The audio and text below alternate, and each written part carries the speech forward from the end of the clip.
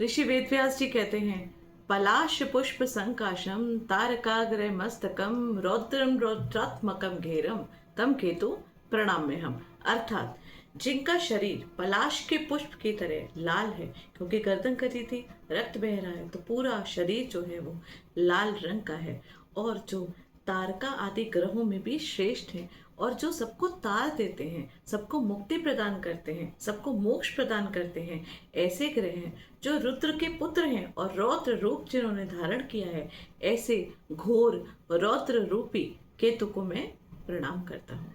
18 मई 2025 को एक और बड़े ग्रह का गोचर, जो कि केतु देव हैं, सूर्य राशि में आ रहे हैं। राहु केतु दोनों एक्सेस में होते हैं, और जिस प्रकार राहु जो है 18 मई को ट्रांजिट हो रहे हैं, उन्हीं के एक्सेस में बैठे हुए केतु देव भी 18 मई को ट्रांजिट हो रहे हैं।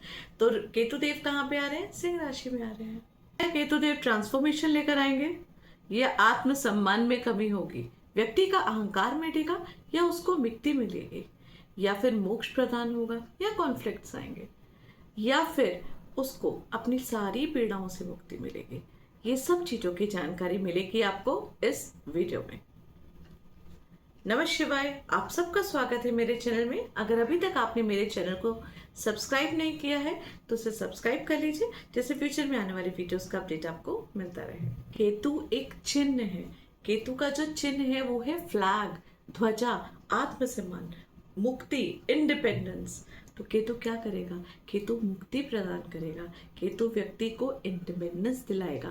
केतु अगर वार करने लगा है तो वो वार से मुक्ति दिलाएगा। जिस तरीके से राहु न्यू बिगनिंग है, ऐसे ही केतु क्या है? अंत है। किसी भी चीज की नई शुरुआत वो राहु देव करते हैं। ऐसे ही किसी भी चीज का जो कि काफी टाइम से चल रहा कॉन्फ्लिक्ट हो, या किसी भी तरीके की पीड़ा हो, या कोई भी चीज हो जिसमें आपका अहंकार भी हो सकता है, उन सबको मुक्ति प्रदान करते हैं केतु देव।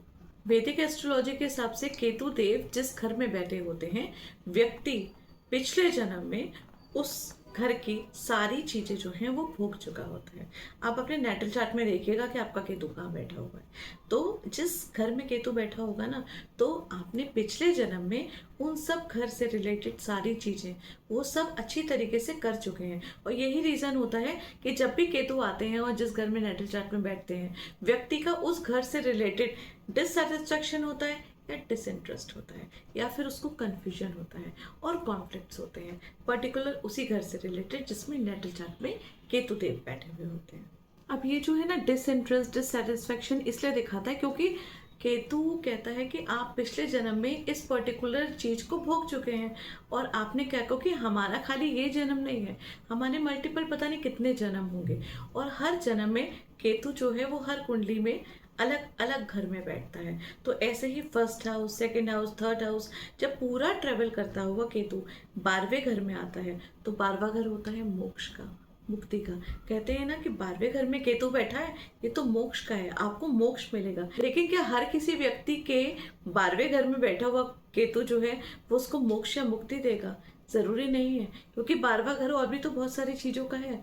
12वां घर फॉरेन कंट्री का भी है, 12वां घर फॉरेन सेटलमेंट का भी है, 12वां घर जेल का भी है, 12वां घर हॉस्पिटल का भी है, 12वां घर सेक्स का भी है, 12वां घर आपके बेडरूम का भी है, 12वां घर जो है वो एक्सपेंसेस का भी है, लॉसेस का भी है, ट्रेडिंग का भी है, आपका इंपोर्ट और एक्सपोर्ट के बिजनेस का भी है। तो देर आर मल्टीपल थिंग्स जो 12वां घर देता है। आप उन सब चीजों से, जो भौतिक चीजें हैं, उनसे ऑलरेडी 12वें घर में लुप्त होते हैं। आप उससे मुक्ति पा पाएंगे तभी आपको मोक्ष मिलेगा। तो मोक्ष के लिए तो केतु वहां बैठे हुए हैं, लेकिन मोक्ष आपको मिलेगा या नहीं मिलेगा, वो आपका खुद का व्यक्तित्व या आपकी खुद की क्रिया ही आपको बता सकती है। केतु क्या है? केतु अंत है, केतु अशांति है, केतु मानसिक अशांति है, केतु मानसिक पीड़ा भी है, केतु कंफ्यूजन है, केतु कॉन्फ्लिक्ट है, केतु इंडिपेंडेंस है, केतु मुक्ति है, केतु वॉर भी है। केतु वॉर की अंत भी है, कोई लड़ाई चल रही होगी तो उसका अंत भी है। केतु पीड़ा भी है, वो केतु पीड़ा का अंत भी है। केतु संन्यास है, केतु मेडिटेशन है, केतु रिजोल्यूशन है, केतु जो है वो अंतर्मुखी होना है। हम लोगों में बहुत सारे ऐसे लोग हैं जो कर्म योगी हैं, वो भी केतु है। और ऐसे बहुत सारे ऋषि मुनि हैं जो केंद्रों में, गुफाओं में आज भी पूजा पाठ कर रहे हैं, जो कि बाहर भौतिक दुनिया से बहुत दूर हैं, वो बैठे हुए हैं, योग में बैठे हुए हैं, वो भी केतु है। इस वक्त केतु देव प्रवेश कर रहे हैं सिंह राशि में। सिंह राशि जो कि सूर्य की राशि है, और सिंह कौन होता है? जंगल का राजा होता है। और उसको क्या रहना पसंद है? अकेले रहना पसंद है। और यहाँ पे देखिए दोनों चीजें मैच हो जाती हैं, क्योंकि सिंह को भी अकेला रहना पसंद है, केतु देव को भी अंतर्मुखी रहना पसंद है। तो यहाँ पे दोनों ही चीजें आ गई। लेकिन उसके साथ साथ सूर्य जो है वो नियम बनाते हैं, लेकिन केतु नियम को नहीं मानते हैं। राहु और केतु दोनों ही नियम को नहीं मानते हैं। तो यहाँ पे क्या होगा? यहाँ पे सिंह मतलब लियो राशि का अहंकार, प्राउड, गवर्नमेंट और जितनी भी चीजें जो सिंह राशि से रिलेटेड है, उन सब चीजों का क्या होगा? मुक्ति होगी। उन सब चीजों से छुटकारा होगा, उन सब चीजों से डिटैचमेंट होगा, डिससेटिस्फैक्शन होगा। हर वो चीज जो कि 5 नंबर की राशि से रिलेटेड है। इनफैक्ट काल पुरुष की कुंडली में अगर हम देखते हैं तो 5 नंबर जो है, 5th हाउस, वो किस चीज का होता है? वो होता है हमारी मन की खुशी का, वो होता है हमारे सुख का, हमारी हॉबीज का, हमारे लव रिलेशनशिप का। जो हमारा प्यार होता है उसको भी हम 5th हाउस से देखते हैं। इनफैक्ट जो हमारे बच्चे हैं उनको भी हम 5th हाउस से देखते हैं। तो इन जितनी भी ये सब चीज़ें हैं जो 5th हाउस से रिलेटेड है, आपकी एजुकेशन, आपकी हॉबी, आपका संतान, आपका प्रेम प्रसंग, इनफैक्ट 5th हाउस से हम ट्रेडिंग को भी देखते हैं, इंट्राडे को भी देखते हैं। ये सब चीज़ों से आपको क्या मिलेगा? डिटैचमेंट मिलेगा। इन सब चीज़ों से आपको डिससेटिस्फेक्शन मिलेगा। संतान के सुख में कमी देखी जाती है जब केतु यहाँ पे आते हैं। अगर प्यार चल रहा है, मोहब्बत चल रही है, तो लव रिलेशनशिप में डिससेटिस्फेक्शन देखा जाता है। हॉबीज अगर आप देखें तो आप कंफ्यूज रहेंगे, आपका किसी चीज़ में मन नहीं लगेगा, वो भी केतु यहाँ पे आके करते हैं। एजुकेशन में अगर जो बच्चे एजुकेशन कर रहे हैं और एजुकेशन डिपार्टमेंट से जो लोग जुड़े हैं, उनको भी डिससेटिस्फेक्शन होगा, उनका मन नहीं लग रहा होगा पढ़ाई में। तो केतु देव यहाँ पे आके बहुत सारी चीज़ें करते हैं। तो 5th हाउस और 5 नंबर की राशि, इन दोनों चीजों से रिलेटेड जितनी भी चीजें हैं, केतु क्या करते हैं? केतु मुक्ति देते हैं, मतलब चीजों से छुटकारा देते हैं, हर चीज को छोड़ते हैं। जैसे हमारी कुंडली में नेटल चार्ट में बताया कि केतु जहाँ बैठा होता है वो ये बताता है कि पिछले जन्म में आप इस चीज को अच्छे से भोग चुके हैं, तो इस जन्म में आपको इस चीज की जरूरत नहीं है, आपको कुछ और करना है। लेकिन जब नेटल चार्ट के ऊपर ट्रांजिट केतु वहीं से होके निकलता है, तो वो उस पर्टिकुलर हाउस को ट्रिगर करता है और वहाँ की एक्टिविटीज को पैदा करता है। तब व्यक्ति उस चीज में, उस उलझन में और ज्यादा उलझ जाता है। तो देखिए, जितने भी लोग स्पिरिचुअल हैं, जितने लोग समझदारी से काम लेते हैं, उनका भी अहंकार मिटेगा। जो अहंकारी हैं उनका भी अहंकार मिटेगा। जो बड़े बड़े लोग हैं, हो सकता है जो लोग मेडिटेशन कर रहे हो, जो सोचते हो कि उनसे बड़ा तो कोई योगी नहीं है, उनका भी अहंकार कटेगा। हर व्यक्ति का अहंकार मिटेगा। लेकिन जो पॉजिटिव लोग होंगे वो इसको समझेंगे और इस पे काम करेंगे। लेकिन जो व्यक्ति नेगेटिव होगा वो कंफ्यूज होगा, उसको लगेगा कि उसके अंदर कॉन्फिडेंस की कमी आ रही है। अब उसकी लोग जो हैं वो इज्जत नहीं कर रहे हैं, उसको रिस्पेक्ट नहीं दे रहे हैं, और वो इस वजह से डिप्रेशन में भी जा सकता है। तो केतु डिप्रेशन भी लाता है, डिससेटिस्फेक्शन लाता है, कंफ्यूजन क्रिएट करता है, सफोकेशन लेकर आता है। तो आपके किस हाउस में केतु बैठा है, आपको बहुत ज़्यादा अलर्ट रहने की ज़रूरत है उस हाउस के प्रति, क्योंकि उस हाउस से आपको अपने हाथों से चीज़ें छूटती हुई नजर आएंगी और उसकी वजह से आपको फ्रस्ट्रेशन होगी, आपको इरिटेशन होगी, आपको प्रॉब्लम हो सकती है आपको। लेकिन चीजें जो है वो सॉल्व कब हो सकती हैं? अगर आपका चंद्रमा जो है वो स्ट्रांग बैठा हुआ है। केतु का जो इफेक्ट है वो हर प्राणी की लाइफ में आएगा, और अगर उसका चंद्रमा स्ट्रांग है तो वो उस चीज को निभा लेगा, उस चीज को समझ जाएगा। लेकिन अगर आपका चंद्रमा वीक है तो फिर आपको दिक्कत होगी। इसे चंद्रमा को स्ट्रांग करना केतु को स्ट्रांग करने से भी ज्यादा जरूरी है। सूर्य जो है वो आत्मा है, सूर्य पिता है, सूर्य जो है वो हमारे बॉस हैं, हाई अथॉरिटी है, सूर्य सरकार है। तो देखिएगा, इन सब चीज़ों से रिलेटेड चीज़ें जो हैं वो आपको हाथ से छूटती हुई नजर आएंगी। हो सकता है आपका बॉस के साथ कॉन्फ्लिक्ट्स हो, ये भी हो सकता है सरकारी काम जो है वो उसमें डिले हो, उसमें भी दिक्कतें आ सकती हैं। पिता के साथ आपकी अनबन भी हो सकती है, या किसी ना किसी कारणवश कुछ कॉन्फ्लिक्ट्स हो सकते हैं। तो आपको इन सब चीज़ों में बहुत अलर्ट रहने की ज़रूरत है। जितनी भी हाई अथॉरिटी हैं उन सब के साथ कंफ्यूजन क्रिएट होगा, और कहीं ना कहीं जो चीज़ें आप कर रहे हैं उससे डिससेटिस्फेक्शन होगा। जो लोग सरकारी नौकरियां करते हैं स्पेशली, हो सकता है उनके प्रमोशन जो है वो डिले हो जाए, उनके लिए थोड़ी सी दिक्कतें आए, या कोई काम हो रहा है सरकारी, उनका काम ये प्रोसेस चल रहा है तो अभी जो है वो प्रोसेस और ज़्यादा स्लो हो जाएगा, तो उससे उनको इरिटेशन हो सकती है, उनको गुस्सा आ सकता है, क्योंकि केतु जो है सफोकेशन क्रिएट करता है। और कई बार ऐसा होता है कि व्यक्ति जो है वो अगर समझ नहीं पाता है और उसका चंद्रमा भी कमजोर है तो केतु जो है वो डिप्रेशन में भी ले आता है व्यक्ति को। अगर आप जानना चाहते हैं कि आपकी कुंडली में केतु कैसे बैठे हुए हैं, कौन से हाउस में बैठे हुए हैं और वो आपको किस तरीके का फल देंगे, तो आप नीचे दिए गए नंबर से संपर्क कर सकते हैं और मुझसे कंसल्टेंसी ले सकते हैं। कहते हैं जैसे राहु जो है ना वो भौतिक जीवन की तरफ ढकेलता है, तो केतु जो है वो आपको भौतिक जीवन की तरफ से हटाता है और उसको अलग लेके जाता है, वो आपको इन सब चीजों से छुटकारा दिलाता है। लेकिन राहु भी धनाढ़ बनाता है और केतु भी धनाढ़ बनाता है। राहु एकदम से आपको धनाढ़ बनाएगा, आपके पास एकदम से पैसा आएगा और आपका पैसा भी एकदम से जा सकता है। राहु जो है वो पैसा देता भी है तो वहां से पैसा बहुत जल्दी चला भी जाता है, क्योंकि वहां पे राहु का जो एक्ट है वो बहुत अलग तरीके का होता है। लेकिन केतु ऐसा नहीं है, केतु बहुत शांत है, केतु अंतर्मुखी है। केतु से जो ड्रिवन व्यक्ति होते हैं उनकी लाइफ में जब वो पैसा आता है तो उनके पास भी बहुत पैसा आता है, वो लोग भी बहुत धनाढ़ होते हैं केतु वाले। लेकिन सब कुछ होते हुए भी उनका ध्यान अपनी पैसों की तरफ ज़्यादा नहीं जाता, वो भागते नहीं हैं, वो भौतिक जीवन की तरफ नहीं जाते। आप देखिएगा जितने भी फाइनेंशियली हाई लोग होंगे वो दो तरीके के होंगे। एक ऐसा व्यक्ति होगा जिसकी कुंडली जो है वो राहु से प्रभावित होगी, और एक ऐसा व्यक्ति होगा जिसकी कुंडली केतु से प्रभावित होगी। जो केतु वाले होते हैं उनकी लाइफ में जो भी चीजें आती हैं, जो भी पैसा होता है उसमें स्टेबिलिटी होती है। वो दान पुण्य करते हैं, वो स्पिरिचुअल होते हैं, वो खर्चा भी करते हैं, लेकिन वो सब कुछ होने के बाद भी वो ज्यादा भौतिक जीवन में लुप्त नहीं होते हैं।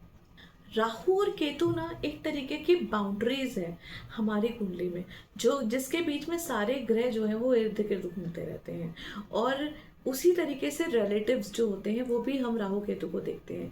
जैसे कि राहु अगर हमारे दादा हैं तो केतु जो है वो नाना है। जिन लोगों की कुंडली केतु से ज्यादा प्रभावित होती है, आप देखिएगा उनकी कुंडली में, उनकी लाइफ में जो उनका जो लाइफ पैटर्न है वो उनके नाना जो है उनके फैमिली के अकॉर्डिंग होगा, और उनकी लाइफ जो है उन्हीं के हिसाब से चलेगी। और ऐसे ही जिनकी कुंडली में केतु की जगह राहु ज्यादा प्रभावित होते हैं वो अपने दादा परदादाओं की जो है पैटर्न जो है उनकी लाइफ में उस चीज का ज्यादा महत्व होता है। देखिए राहु जो है वो दादा है अगर रिलेशनशिप में, तो केतु जो है वो नाना है। और जिनकी कुंडली में केतु बहुत ज्यादा स्ट्रांग होता है तो अब देखिएगा उनकी जो लाइफ पैटर्न है ना वो भी अपने नानकों की तरफ का होगा, अपने नाना अपने मामा वहाँ के लोगों का जो पैटर्न है उसको लेकर आए होंगे, वही उनकी लाइफ में चलेगा, उसी के हिसाब से उनका जीवन चलेगा। कहा जाता है कि जब केतु पूरे 18 साल के बाद पर्टिकुलर उस राशि में आता है तो वो उस राशि से रिलेटेड बहुत सारी चीजें जो है ना आपको बताता है, वो ट्रिगर करता है उस हाउस को, वो बताता है, वो आपको फिर से याद दिलाता है कि आपको मुक्ति प्रदान करनी है, आपको मोक्ष की तरफ जाना है, ये भौतिक जीवन से आपको छुटकारा दिलाना है, और वो उन सब चीजों को करने में आपको हेल्प करता है।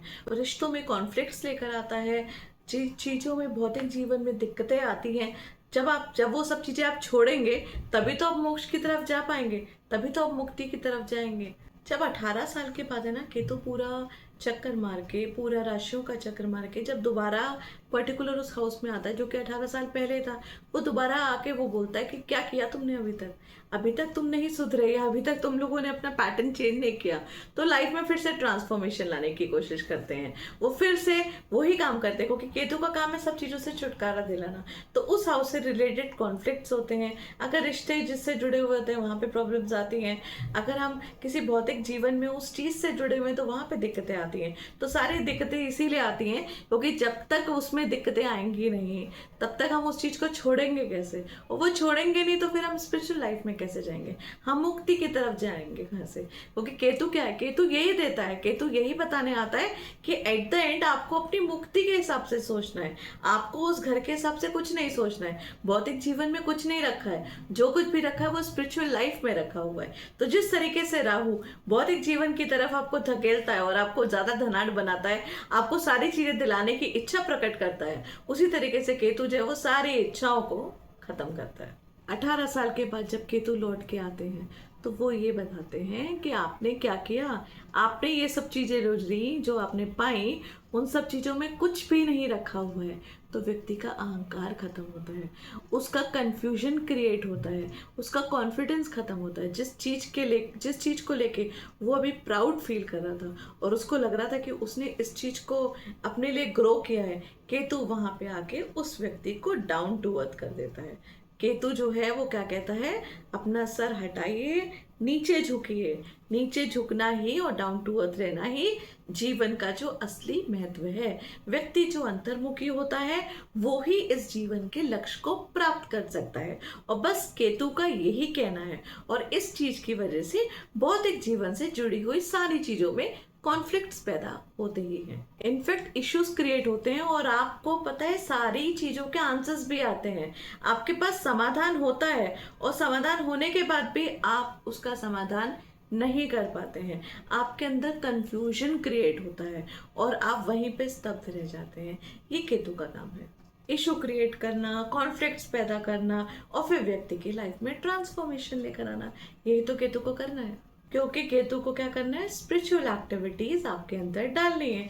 तो स्पिरिचुअली आपको लेकर आएंगे, उसके लिए आपको भौतिक जीवन से उनको कट आउट तो करना ही पड़ेगा। इसलिए जो व्यक्ति पहले से ही स्पिरिचुअल है, जो व्यक्ति पहले ही सब चीजों को समझता है, उसको पता है कि सूक्ष्म दुनिया क्या है, उसको मालूम है कि भौतिक जीवन क्या है, उसको मालूम है सब चीजों के बारे में, उसको ज्यादा इफेक्ट नहीं पड़ता केतु के आने से। लेकिन जो लोग पूरी तरीके से लुप्त हैं भौतिक जीवन में, जो पूरी तरीके से लुप्त हैं मोह माया में, उनको बहुत ज्यादा असर होता है केतु के ट्रांजिट से। अगर तो कुंडली में केतु अच्छा होगा, जैसे मैंने बोला कि चंद्रमा का स्ट्रांग होना बहुत जरूरी है, तो व्यक्ति अपने आप ही चीजें समझ जाएगा, वो जान पाएगा और वो अपने आप चीजों को सॉल्व कर लेगा, और फिर उसके अंदर शांति आएगी, उसके अंदर और ज्यादा स्थिरता आएगी। लेकिन जो व्यक्ति की कुंडली में केतु जो है वो कमजोर होके बैठा हुआ है, वो जो और ज्यादा परेशान होगा, और ज्यादा उलझनों में फंसेगा, और ज्यादा डिससेटिस्फाई होगा। 5th हाउस में आता है तो 5th हाउस से रिलेटेड सारी चीजों में रुकावटें लाता है। आपकी कुंडली में केतु पर्टिकुलर किसी हाउस में आया होगा, हो सकता है 1st हाउस में, 2nd हाउस में, 3rd हाउस में, जिस हाउस में आया होगा, और उस हाउस से रिलेटेड आपको चीजें जो है वो हाथ से छुड़वाएगा ही। और साथ में वो कि 5 नंबर की राशि है तो आत्मसम्मान में कमी आएगी, व्यक्ति जो है वो कंफ्यूज होगा, इनफैक्ट उसका अहंकार जो है वो टूटेगा। रेमेडीज कुछ करनी चाहिए जिसकी वजह से केतु के नेगेटिव इफेक्ट जो है उसका आपकी लाइफ में ज्यादा असर ना हो। सबसे पहले व्यक्ति को स्पिरिचुअल होना जरूरी है, स्पिरिचुअल होइए, साधना करिए, मेडिटेशन करिए और अंतर्मुखी होना शुरू करिए। सबसे पहले जब भी कोई भी प्रॉब्लम आए, क्योंकि केतु आएगा तो वो पर्टिकुलर उस हाउस में भूकंप लेकर आएगा, आपको स्थिरता लानी है अपने मन में, और मन की स्थिरता लाने के लिए अपने चंद्रमा को स्ट्रॉन्ग करिए, और केतु को स्ट्रॉन्ग करने के लिए केतु का बीज मंत्र करिए। केतु का बीज मंत्र दिन में कम से कम 108 बार करना जरूरी है। अगर तो आपका केतु स्ट्रॉन्ग है तो बहुत ही अच्छी बात है, वो आपको और स्ट्रॉन्ग करेगा। अगर आपका केतु वीक है तो आपको प्रॉब्लम से दूर करेगा, आपको समाधान जो है उसको करने के लिए आपका दिमाग जो है वो ओपन करेगा। अदरवाइज आप कंफ्यूज होते रहेंगे और आपको समझ में ही नहीं आएगी चीजें, क्योंकि उसी के ऑपोजिट में बैठा हुआ राहु आपको जो है वो भौतिक जीवन की तरफ लेके जाएगा। वहां आपको सब कुछ दे रहा है और यहाँ आपसे सब कुछ छुड़वा रहा है, तो आपके लिए जो है वो कंफ्यूजन, हमेशा राहु केतु कंफ्यूजन क्रिएट करते हैं और उस कंफ्यूजन को सॉल्व करने के लिए सबसे पहले जरूरी है मन की स्थिरता, मतलब अपने चंद्रमा को स्ट्रॉन्ग करना। तो अपने चंद्रमा को स्ट्रॉन्ग करिए, उसके लिए पूर्णिमा का व्रत रखिए। पूर्णिमा का व्रत नहीं रख सकते हैं तो कम से कम एक चीज का बहुत ज्यादा ध्यान रखिए कि आफ्टर सनसेट, स्पेशली अगर आपका चंद्रमा कमजोर है तो आफ्टर सनसेट चंद्रमा से रिलेटेड जितनी भी चीजें हैं उनका दान ना करें, ना उनको डोनेट करें और ना ही उनको आप लें, मतलब उनको खाएं भी ना। जैसे कि दूध से बनी हुई जितनी भी चीजें होती हैं उनको ग्रहण भी ना करें और उनको डोनेट भी ना करें। और उसके अलावा शिव जी जो हैं, आपको रुद्र अभिषेक जरूर करना चाहिए। रुद्र अभिषेक करने से आपके चंद्रमा जो हैं वो बहुत स्ट्रांग होते हैं और वो तो सभी को करना चाहिए।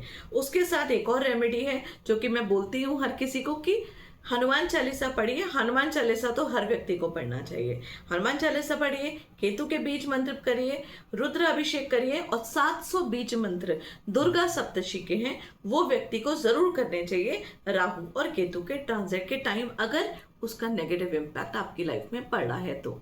अब मैं अपनी वीडियो को यहीं पे विराम देती हूँ। केतु का ट्रांजिट, राहु का ट्रांजिट और जुपिटर का ट्रांजिट, तीनों के ट्रांजिट का क्या इफेक्ट पड़ेगा आपके असेंडेंट और अलग अलग राशि में, इसकी मैं नेक्स्ट वीडियो बनाऊंगी। धन्यवाद।